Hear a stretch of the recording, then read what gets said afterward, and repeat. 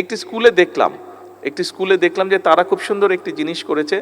Light, আমাদের যেরকম traffic light থাকে, লাল,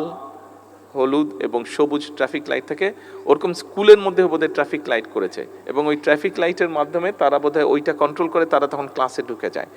যে কখন ক্লাসে ঢুকতে হবে কখন না। খুব সুন্দর একটি সিস্টেম। কিন্তু এই রকম জিনিসগুলো, অর্থাৎ রাস্তায় চলার সময় লাল দেখলে থামতে হবে, রাস্তায় চলার সময় সবুজ দেখলে যেতে হবে, হলুদ দেখলে থামার প্রস্তুতি নিতে হবে, এই বিষয়গুলো, এই শিক্ষাটি, আমি মনে করি এই শিক্ষাটি শুধুমাত্র প্রাথমিক টিচার যারা আছেন তারাই একমাত্র এটি বাচ্চাদের মনের মধ্যে দিয়ে দিতে পারবেন। অর্থাৎ আমি যেই জিনিসটি বলতে চাচ্ছি এই উদাহরণটি দিয়ে, যে আমরা যদি আমাদের